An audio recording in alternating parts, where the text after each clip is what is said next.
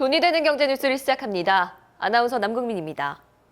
더불어민주당 이재명 대표가 민주당이 중도보수 정권을 맡아야 한다고 발언해 논란이 일고 있습니다. 이 대표의 발언이 민주당의 정체성을 부정하는 것 아니냐는 비판이 나옵니다. 지난해 4분기 국내 가계빚이 1927조 원을 기록하며 역대 최대치를 경신했습니다. 이런 가운데 김병완 금융위원장은 올해 신규 대출 금리는 인하할 여력이 있다는 입장과 함께 금융기관들이 적극적으로 금리 조정을 해야 한다고 강조했습니다.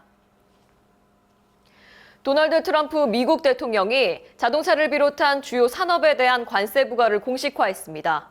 관세 정책이 WTO 규정을 위반할 가능성이 있다는 점도 변수로 작용할 전망이어서 트럼프 대통령의 고율 관세 정책이 실제로 시행될지는 아직 미지수입니다.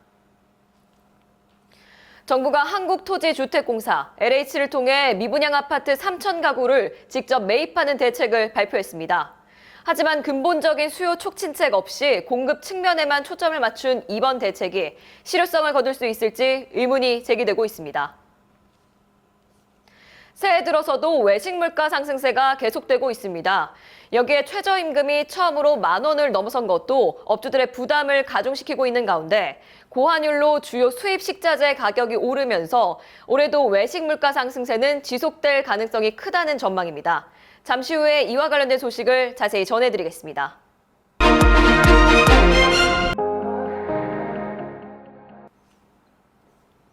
정치 소식부터 전해드립니다. 이재명 대표는 지난 18일 한 유튜브 채널에 출연해 민주당이 중도보수 정권을 맡아야 한다고 밝혔습니다. 최근 반도체 특별법의 주 52시간 근로예외 조항 논의, 상속세 완화 등 경제정책에서 중도적 행보를 보이던 이 대표의 발언이 논란을 일으켰습니다. 이 대표는 이러한 우클릭 논란에 대해 프레임이라며 적극 반박했습니다. 하지만 당내외에서 비판의 목소리가 이어지고 있습니다. 비명계 대권주자인 김두관 전 의원은 이 대표의 발언은 민주당 70년 역사를 부정하는 것이라며 강하게 비판했습니다. 김 전 의원은 중도보수표를 얻는 것은 필요하지만 당의 근본 뿌리를 망각해서는 안 된다고 지적하며 이 대표의 사과를 촉구했습니다. 정의당 장혜영 전 의원도 오직 힘 그 자체를 추구하는 정치 조직에서의 민주당이라며 비판에 가세했습니다. 장 전 의원은 민주당이 진보를 괴멸시키고 이제는 자신이 보수라고 선언했다며 민주당의 정치적 정체성을 문제 삼았습니다. 이 대표의 발언이 민주당의 정체성 논란을 불러오면서 당내 갈등이 심화될 것으로 보입니다. 이 대표의 향후 행보에 따라 민주당 내 중도 확장 전략이 어떻게 전개될지 주목되고 있는 가운데 당 지도부는 조만간 추가 입장을 발표할 것으로 예상됩니다. 금융 소식입니다. 지난해 4분기 국내 가계빚이 1927조 원을 기록하며 역대 최대치를 경신했습니다. 한국은행이 발표한 2024년 4분기 가계 신용에 따르면 가계 신용 잔액은 전분기 대비 0.7% 증가했으며 지난해 전체로 보면 41조 8천억 원이 증가해 2021년 이후 가장 큰 폭 상승을 보였습니다. 가계신용은 가계대출과 신용카드 이용액을 포함하는 개념으로 이 중 가계대출 잔액은 1,807조 원으로 집계됐습니다. 특히 주택담보대출이 지난해 부동산 시장의 영끌 현상으로 인해 급증한 것이 영향을 미쳤습니다. 다만 대출 규제와 주택거래 감소로 인해 주택담보대출 증가폭은 3분기 19조 4천억 원에서 4분기 11조 7천억 원으로 축소됐습니다. 실제로 전국 아파트 매매량은 3분기 14만 2천 가구에서 4분기 11만 4천 가구로 감소했습니다.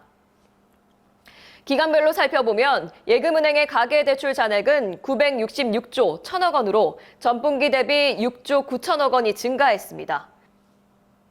반면 비은행 예금 취급기간의 대출은 10분기 만에 증가세로 전환하며 6조 원이 증가했습니다. 은행의 대출 규제가 강화되자 이 금융권으로 대출 수요가 이동하는 풍선 효과가 나타난 것으로 분석됩니다. 한국은행은 올해에도 가계부채가 안정될 것으로 전망했습니다. 하지만 경기 부양을 위한 추가 경정 예산 편성 가능성이 제기되면서 가계부채 증가와 금융시장에 미칠 영향을 주목해야 할 필요성도 커지고 있습니다. 올해 국내 경기 성장 둔화가 예상되는 가운데 가계 부채 문제와 금융시장 안정화 대책이 어떤 방향으로 전개될지 귀추가 주목됩니다. 다음은 산업 소식입니다. 도널드 트럼프 미국 대통령이 자동차, 반도체, 의약품, 목재 등 주요 산업에 대한 관세 부과를 공식화했습니다. 특히 자동차에는 25%의 고율 관세를 예고하며 한국 자동차 업계에도 큰 영향을 미칠 전망입니다. 현지 시각 19일 마이애미에서 열린 기자회견에서 트럼프 대통령은 앞으로 한 달 안에 혹은 그보다 더 빨리 자동차와 반도체, 칩, 의약품, 목재 등에 대한 관세를 발표할 예정이라고 밝혔습니다. 트럼프 대통령이 이 같은 발언이 현실화될 경우 한국 자동차 업계에 미치는 영향은 상당할 것으로 보입니다. 지난해 한국 자동차 수출액은 683억 달러에 달했으며 이 중 미국 시장이 차지하는 비중은 50%를 넘었습니다. 만약 25%의 관세가 부과되면 한국산 자동차의 가격 경쟁력은 크게 낮아질 것으로 예상됩니다. 특히 현대차와 기아의 경우 10% 과세만 부과되더라도 영업이익이 4조 3천억 원이 줄어들 것이라는 전망이 나왔는데요. 이 관세율이 25%로 확대되면 피해 규모는 10조 원에 이를 수도 있다는 분석입니다. 특히 하이브리드 모델과 프리미엄 브랜드 제네시스의 타격이 클 전망입니다. 이런 가운데 현대차 그룹은 미국 내 생산 확대를 통해 관세 부담을 줄이는 방안을 검토하고 있습니다. 현대차는 조지아주에 건설 중인 현대차 그룹 메타플랜트 아메리카를 활용해 연간 100만 대 이상을 미국에서 직접 생산하는 체제를 구축할 계획입니다. 한편 업계의 강한 반발과 함께 관세 정책이 WTO 규정을 위반할 가능성이 있다는 점도 변수로 적용될 전망이어서 트럼프 대통령의 고율 관세 정책이 실제로 시행될지는 아직 미지수입니다. 부동산 소식입니다. 정부는 19일 민생경제 점검회의를 열고 지역건설 경기 보완 방안을 발표했습니다. 정부가 침체된 지방건설 경기 활성화를 위해 한국토지주택공사, LH를 통해 준공후 미분양 아파트 3천 가구를 직접 매입하는 대책을 발표한 것입니다. 하지만 이 대책이 성공을 거둘 수 있을지 의문이 제기되고 있습니다. 이번 대책에 따르면 LH가 지방에 준공 후 미분양 아파트 3천 가구를 매입하고 사회 간접 자본 예산의 70%를 상반기에 조기 집행할 예정입니다. 지난해 건설 투자가 전년 대비 2.7% 감소하면서 경제 성장률을 0.4%포인트 끌어내린 만큼 정부는 이번 대책을 통해 지역 건설 경기의 급격한 악화를 방지하겠다는 계획입니다. 대한주택건설협회 관계자입니다. 네, 그렇습니다. 이번 대책이 어려움에 처한 지방의 중소, 중견 건설사들에게 순풍을 트이게 할 수 있을 것으로 기대합니다. 다만 미분양 물량 감소와 공급 인력 확대를 통해서 무주택자의 주거 안정에도 기여할 것으로 보인다. 하지만 전문가들은 LH가 매입하는 물량이 전체 미분양 물량 대비 극히 적다는 점을 지적합니다. 국토부에 따르면 지난해 12월 기준 전국 준공 후 미분양 주택은 2만 1,480가구에 달하는데 이번에 LH가 매입하기로 한 3천 가구는 전체의 13.9%에 불과합니다. 건설업계 관계자 의견을 들어보겠습니다. 악성 미분양이 2만 가구가 넘는 상황에서 3천 가구 매입만으로는 실질적인 변화를 기대하기 어렵다고 봅니다. 내년까지 최소 2만 가구 수준으로 매입 물량을 확대해야만 아마도 정부 정책이 실효성을 거두지 않을까 이렇게 예상됩니다. 이처럼 건설 경기 활성화 방안에 대해서 LH의 재정 부담도 문제로 지적됩니다. 현재 LH는 전세 사기 대책, 기존 공공임대 사업 등으로 인해 부채가 크게 증가하고 있으며 자체 추산에 따르면 2028년까지 부채 규모가 236조 원에 이를 것으로 예상됩니다. 이번 미분양 매입 대책이 LH의 재무 건전성을 더욱 악화시킬 수 있다는 우려가 나오는 이유입니다. 이와 함께 실거래 활성화 대책이 부족하다는 점도 문제로 꼽힙니다. 정부는 미분양 해소를 위해 디딤돌 대출 우대 금리를 신설해 실수요자의 구매력을 높이겠다는 방안을 제시했지만 업계에서는 금리 우대만으로 미분양을 해소하기에는 한계가 있다는 의견이 나옵니다. 2008년 금융위기 당시에도 정부는 과거 대한주택공사를 통해 8천억 원 이상의 개원을 투입하여 미분양 주택을 매입한 바 있습니다. 하지만 정책 발표 후 실제 매입까지 1년 이상이 소요되면서 오히려 미분양 주택이 급증하는 부작용이 발생하기도 했었습니다. 이에 대해 전문가들은 당시 정부가 LH 매입뿐만 아니라 미분양 주택의 환매 조건부 매입, 양도세 감면 등 다양한 수요 진작 정책을 병행한 점에 주목할 필요가 있다는 것입니다. 국토연구원 부연구위원의 얘기를 들어보겠습니다. 예, 지금은 시장 상황이 악화된 만큼 보다 적극적인 대책이 필요할 것으로 보입니다.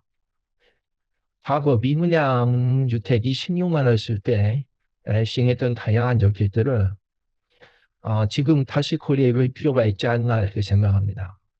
네, 이와 같이 업계에서는 이번 대책이 단기적으로 도움이 될 수는 있지만 실제적인 미분양 해소를 위해선 세제 및 금융 지원 확대가 필수적이라는 목소리가 나오고 있는 가운데 정부의 이번 대책이 침체된 지방건설 경기 회복에 마중물이 될 수 있을지 미봉책에 그칠지 지켜봐야 할 것으로 보입니다. 생활경제 소식입니다. 새해 들어서도 외식 물가 상승세가 계속되고 있습니다. 대표적인 서민 음식인 짜장면 한 그릇의 평균 가격이 7,500원을 넘었고 냉면과 칼국수 가격 또한 지속적으로 오르면서 면플레이션 현상이 가속화되고 있습니다. 서울 지역 냉면 평균 가격은 2022년 4월 10,000원을 넘은 이후 꾸준히 상승하고 있습니다. 이처럼 외식 물가 상승의 주요 원인은 원재료비 증가, 인건비 상승, 임대료 인상 등으로 분석됩니다. 한국소비자원 가격정보 종합포털 참가격에 따르면 2025년 1월 기준 서울 지역 짜장면 평균 가격은 7,500원으로 전월 대비 77원 상승했는데 이는 10년 사이 65% 넘게 오른 수치로 같은 기간 서울 소비자 물가지수 상승률 23%를 크게 웃도는 수준입니다. 통계청에 따르면 지난달 외식 소비자 물가지수는 전년 대비 2.9% 상승했으며 외식 물가 상승률이 전체 소비자 물가 상승률을 웃도는 현상은 2021년 6월 이후 43개월째 이어지고 있습니다. 이와 같이 외식 물가 상승세는 글로벌 이상기후와 지정학적 불안정과 정치 불안정 등으로 인해 식재료 원자재 가격이 급등한 데다 서울 지역의 부동산 가격 상승과 최저임금 인상, 전기, 수도, 요금 상승 등이 음식점 운영 비용 증가로 이어졌습니다. 여기에 더해서 고환율로 금융 부담이 증가하면서 올해도 외식 물가 상승세는 지속될 가능성이 크다고 전망했습니다. 이상으로 돈이 되는 경제 뉴스를 마칩니다. 다음 주에 뵙겠습니다. 구독, 좋아요, 알림 설정 부탁드립니다.